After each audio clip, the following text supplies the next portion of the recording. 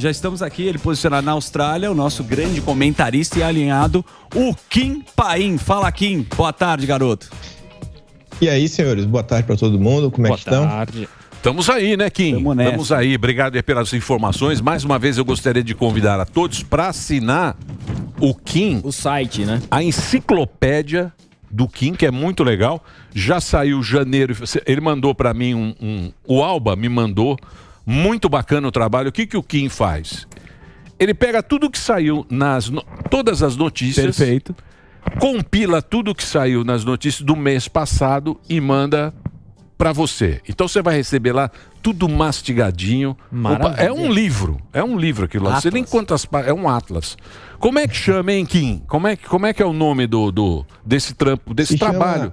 Atlas Brasileiro, o almanaque da história do Brasil em notícias. É mais ou menos aí que você falou. Faço uma curadoria ao longo do mês, agrupo as notícias por tema e eu dou explicação, né? Não é só colocar a notícia lá avulsa. E todas essas notícias, na versão aí digital, elas são interativas. Então, se você clicar, você tem acesso à notícia na íntegra, mas também temos postagens de redes sociais, alguns vídeos que foram importantes, algumas falas de figuras públicas. Então, tudo lá, tudo organizado por tema, subtema, com várias explicações. E a última aí agora de março, que foi lançada, conta com mais, acho que 1.008, né? Notícias, vídeos, postagens de redes sociais, documentos, etc. Então tá o resumão lá dos principais assuntos que aconteceram ao longo do mês. Então, é muito legal isso aí, porque você pode ter, a qualquer momento você entra lá e aí você vai ter uma retrospectiva, e aí você vai entender muito mais as coisas que acontecem agora, olhando as notícias. É muito legal, muito bacana mesmo. Parabéns, viu, Kim? Muito caprichado. Eu gosto de gente que faz as coisas assim, caprichadas mesmo. Isso é muito caprichado, muito bacana. Para você entrar... É no Twitter, né? É um site. É um site, né? Kimpaim.com. Ó, isso. Kimpaim.com, Kim com K, Paim com M.com. Você entra lá e tem todo o caminho para você ver o Brasil aos olhos do Kim, que está na Austrália. Credibilidade. É Tá isso? longe, exatamente. O que você quer saber, meu querido Albeta? Olha, eu queria perguntar pro Kim a questão, a gente estava conversando aqui, do Lula do G7, que o consórcio não fala muito dessa questão, ele ficou lá escondido quando o Zelensky estava ali, nem levantou para falar com ele, fingiu que estava lendo, que não sabe ler. Queria saber da tua opinião a respeito desse fiasco. Bom, essa questão do Lula no G7, eu acho que ela tem que ser analisada de uma forma um pouquinho mais ampla e olhar aí o processo do Lula em termos de relações internacionais ao longo dos meses, porque tá todo mundo acostumado ao PT, com aquelas pautas históricas, né, de se colocar contra os Estados Unidos, com aquele papo de imperialismo americano, aquela aproximação com os países aqui da América Latina, Venezuela, Cuba, Nicarágua, e também todo aquele alinhamento ao que se chamava ali daquele bloco euroasiático, né? A Rússia, principalmente a China. Só que quando você olha desde o início do governo até hoje, o que você vê assim que as falas do Lula podem até em algum momento ser algum tipo de aceno para os chineses, quando ele for daquela questão da desdolarização, por quê? Porque tem que ser dessa forma, ou quando ele faz uma declaração assim meio torta, falando, pô, a Ucrânia tá errada, a Rússia também, né, tá meio ruim, temos que procurar a paz. Só que isso não passa de retórica. Quando você olha realmente assim as ações reais do governo do Lula, o que você vê é que de cima até embaixo, o Lula está 100% alinhado a toda essa agenda europeia. A turma comenta o que a esquerda chamava do imperialismo, que a grande parte da direita chama de globalismo. O Lula está assim, 100% alinhado. Você vê que agora a gente está discutindo aquela questão da Petrobras, exploração lá na foz da Amazônia. Quem está levando a melhor? Quem está levando a melhor é a Marina. O Lula vai no G7 para falar que a bússola do Brasil é a Agenda 2030 da ONU. Ele fala que outra bússola que vai guiar também o Brasil é a transição energética, é energia verde.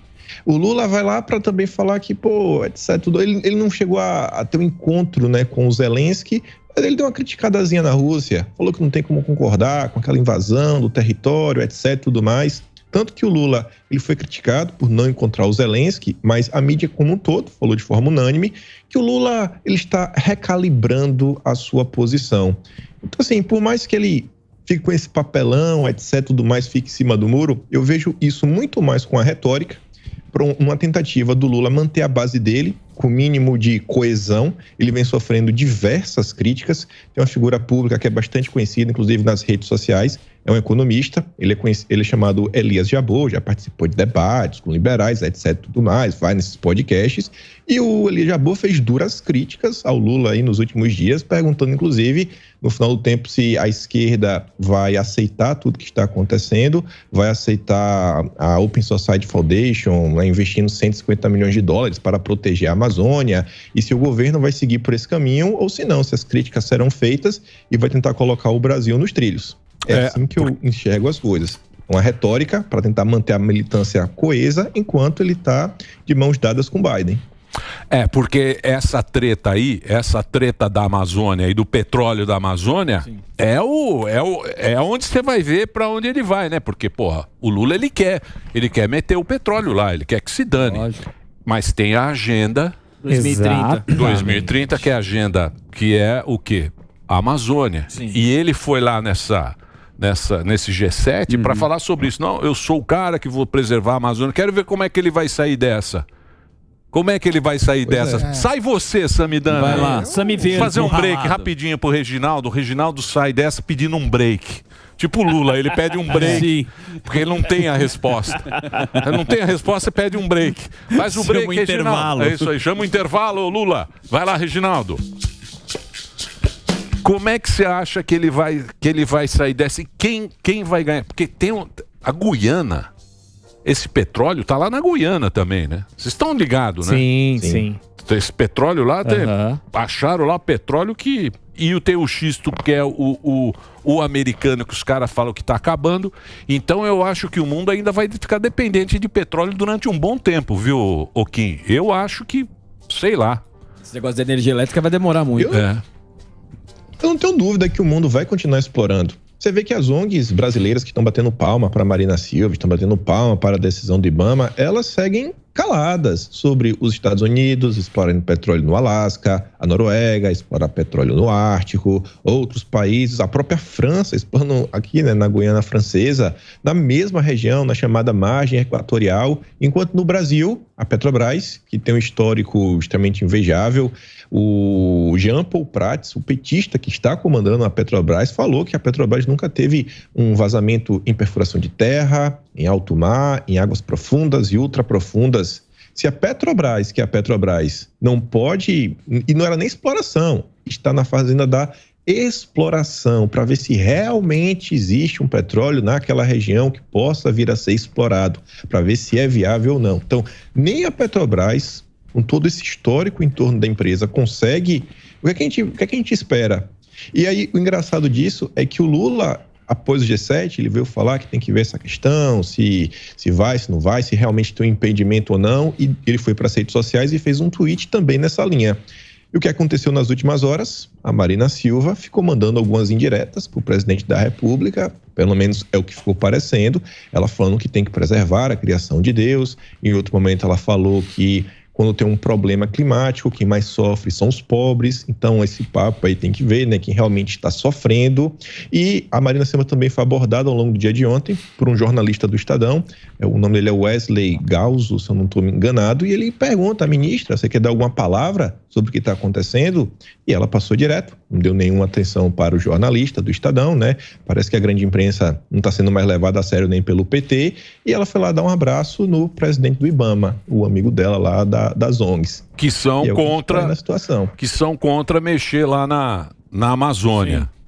Isso aí vai ser complicado aí para os caras saírem dessa. Né? Mas numa dessas, será que a Marina não pula dessa carreta aí? A Marina já pulou uma vez, né? Já pulou, então, mas voltou, né? Pula e volta. Depende. Na conveniência a pessoa fica. Tenta carreira solo, não dá certo, o papai aí vem, senta abraça, no colo, e depois volta. Fica com a rodinha solta. Muito bem. E é lá no estado dela, né? Amapá, não é? Sim. E pro Amapá eu acredito que ia ser bom, porque o Amapá precisa de... Precisa, é um estado muito... Um estado muito zoado, sim, né? É sem estrutura nenhuma. É isso aí. Bom, mas isso não é um problema nosso. Sim. Deixamos uma lacuna aqui, hein, Emiliano? Qual lacuna? Do juiz. Que é o principal juiz da Lava Jato. O Lul 22. Lul 22. Lul 22. Que já era contra o Dallagnol, o Moro. O que você está sabendo dessa história, meu querido Kim? Essa história tá surpreendente até para o Brasil, né? Que o Brasil, quando se fala de judiciário, todo mundo conhece um pouquinho. O Apio, aí o novo juiz, ele até concedeu uma entrevista ontem para a Globo News, onde ele explica essa questão aí do LUL 22. Ele fala que foi uma manifestação particular dele, em um momento onde ele achava que a prisão tinha sido irregular, né? Não foi justa, o que o Lula aí vinha sofrendo. E aí o que foi... começou a ser revelado aí no final da noite de ontem, entrando aí na madrugada e aparecendo numa parte dos portais, é que o Ministério Público recebeu uma denúncia lá, né, corregedoria, no início, onde o filho do desembargador Malucelli, que por coincidência é genro do Moro, ele recebeu uma ligação de um número que não tinha identificação. E aí o cara começa a falar com ele, etc, tudo mais. Alguns jornalistas também já se debruçaram sobre esse diálogo e acharam algumas coisas interessantes. Uma foi a Carla Gamba, acho que é Carla Gamba, né, que não tem acento no final. Ela era do Globo, era da Folha, já está trabalhando no Tempo. Ela falou, eu nunca vi uma pessoa se atrapalhar com o próprio nome. E aí o cara tá falando assim, que tem uma voz muito similar ao juiz Apio. Inclusive a Polícia Federal fez um laudo, que esse laudo vai de -4 até +4. Onde -4 a voz não parece, +4 a voz é muito parecida, e o laudo aponta que é um +3. E aí o cara vai conversando, etc, tudo mais, se apresenta com o nome, sei lá, vamos chutar assim, João Silva Santos. E depois, ao longo da conversa, ele fala que é João Santos Silva. E não é uma coisa muito comum, né? Você atrapalhar no seu próprio nome. E aí conversa vai, conversa vem, começa a apresentar algumas informações um tanto quanto estranhas, e no final fica assim com ar meio, sabe, você está aprontando, você está fazendo isso daí, fazendo aquilo outro. Aí o filho do desembargador entendeu que isso poderia ser uma espécie de ameaça. E aí, ao longo desse processo, a turma do TI aí, da Justiça Federal, notou algumas coisas intrigantes, como um print que chegou a circular nas redes sociais, que ele só poderia ter sido obtido através de um login de um magistrado.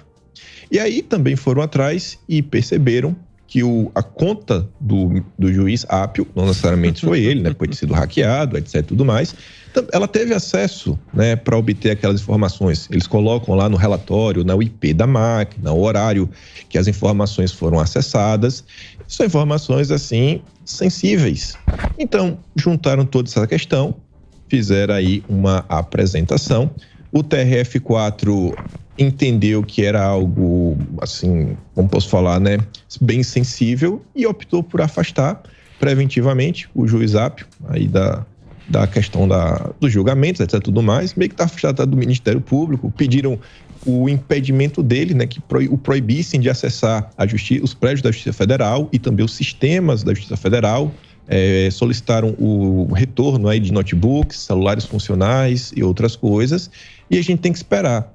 E aí, sobre esse print que ele circulou nas redes sociais, circulou em um perfil, tá lá o nome, o pessoal colocou, quem inclusive fez uma thread para explicar um pouco mais sobre isso foi o jornalista Samuel Pancher, do Metrópolis. Ele até já participou do Morning Show algumas vezes. E aí o Samuel Pancher, ele apresenta esse perfil que compartilhou o print, e ele compartilhou no mesmo dia que a conta do Apio acessou os dados do filho do Malucelli, né, o genro do Moro. E esse perfil, em 2021, já havia feito elogios ao Apio, e esse perfil, curiosamente, ele é seguido no Twitter tanto pelo ministro da SECOM, Paulo Pimenta, como o presidente da República, Luiz Inácio Lula da Silva. Então é uma história muito curiosa, que com certeza vai ter algum tipo de desdobramento a seguir, mas caso ela seja assim, 100% verdadeira, como a imprensa vem noticiando, é um episódio lastimável, e eu acho que gera assim, um questionamento na cabeça de todos os brasileiros sobre a justiça brasileira como um todo e como a gente voltar para um estado das coisas de uma certa normalidade. O que a gente precisa discutir para as coisas voltarem meio que ao normal? Eu não acho que a justiça ela vai ser resolvida mudando uma pessoa, mudando 2 pessoas, 3 pessoas, 4 pessoas. Eu acho que o Brasil precisa começar a discutir uma possibilidade de realmente de uma reforma no âmbito do judiciário. Tentar botar a bola no chão e falar, como é que a gente pode trabalhar aqui em prol do Brasil? Porque eu acho que a coisa, ela tá, assim, saindo do trilho de maneira, assim, para mais, assim, não tá muito ruim, né? Vamos medir as palavras, mas tá muito ruim. Mas Kim, você tem que entender também que para algumas pessoas tá tudo bem. Exato. O Brasil, para algumas pessoas, tá tudo bem.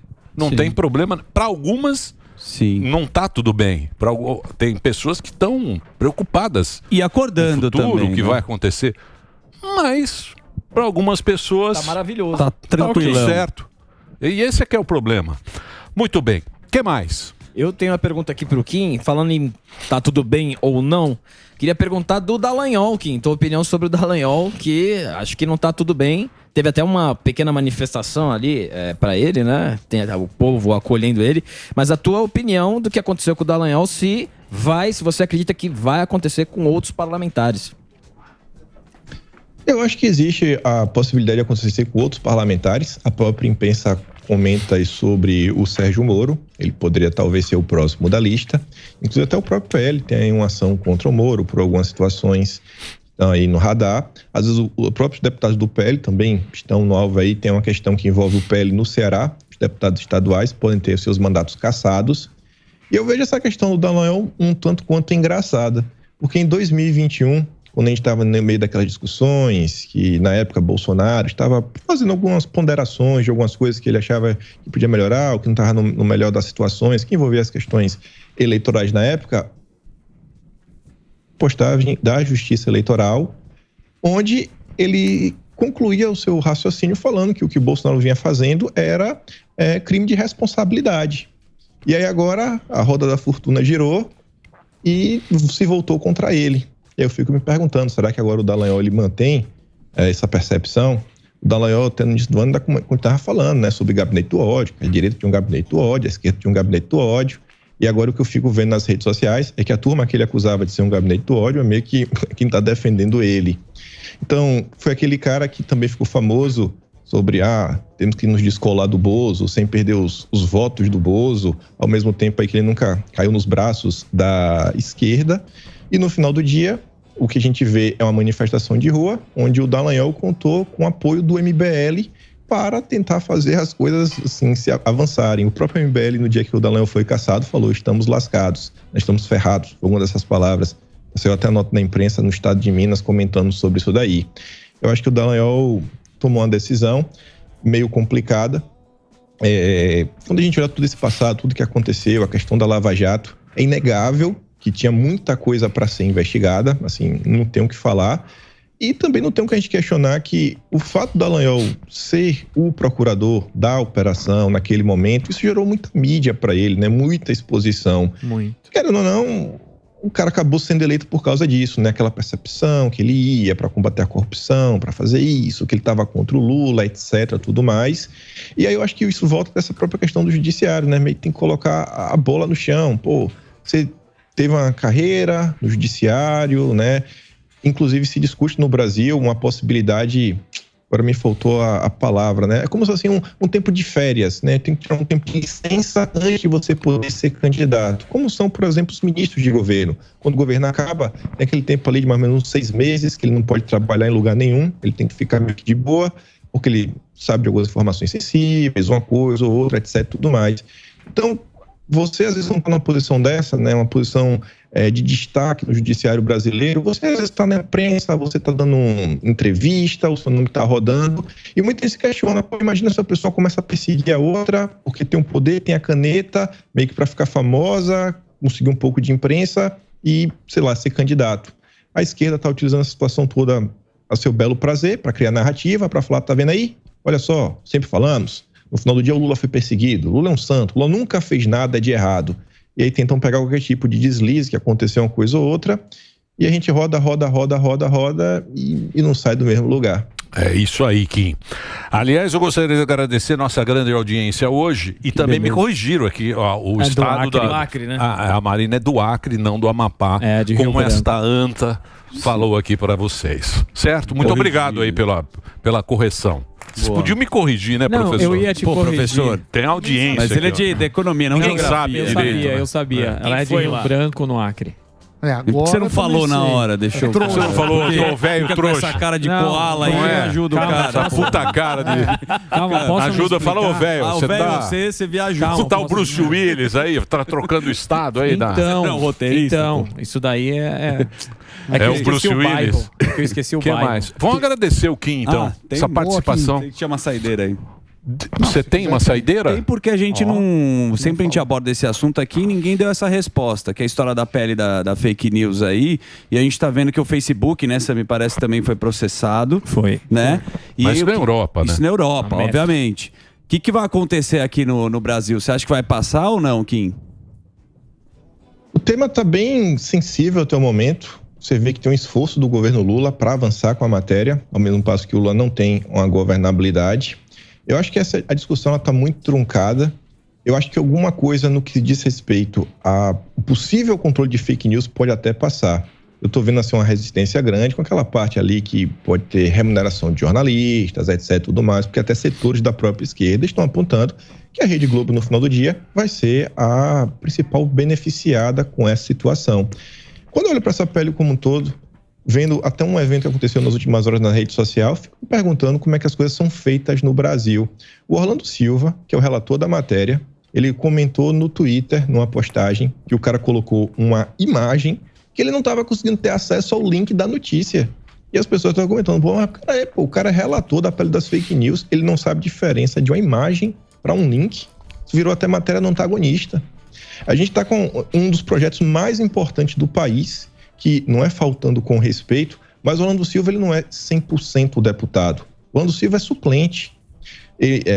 Quando ele assumiu na vaga aí do Luiz Marinho, que é ministro do Trabalho. Se amanhã o Luiz Marinho falar que não quer mais ser ministro, falar, vou voltar a ser deputado, o Orlando Silva ainda vai ser deputado? Não vai ser mais. E aí vai ficar como?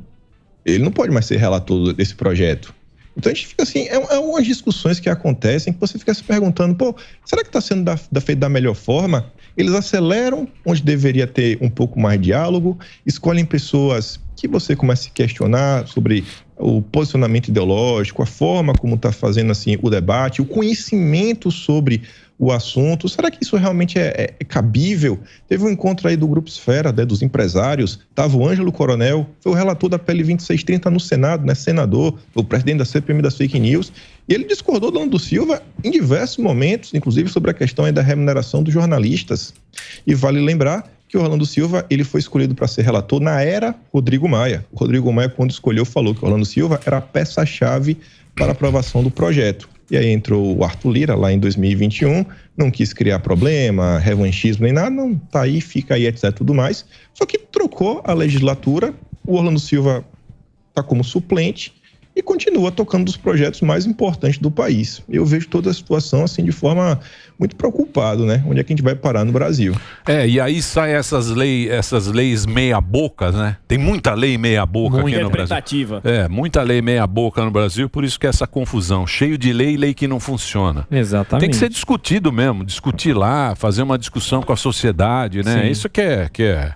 Aí funciona. Mas o Congresso hoje tá mandando nada, né? Então... O Congresso tá quietinho. Pianinho, né? Ô Kim, obrigado aí pela sua participação. Eu vou passar mais uma vez aqui o endereço do kimpaim.com. Lá você tem a enciclopédia aí, ó. O Atlas Brasileiro. É o registro da história recente brasileira.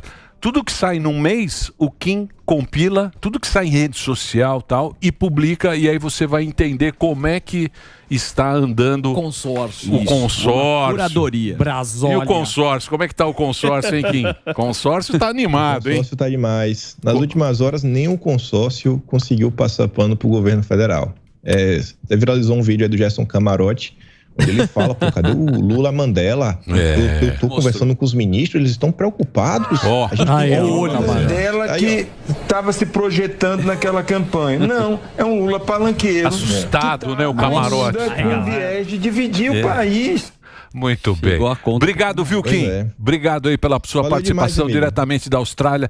Entra lá, kimpaim.com, Kim com M, Paim com M também e com K. É isso? É isso mesmo. É isso, Gueré.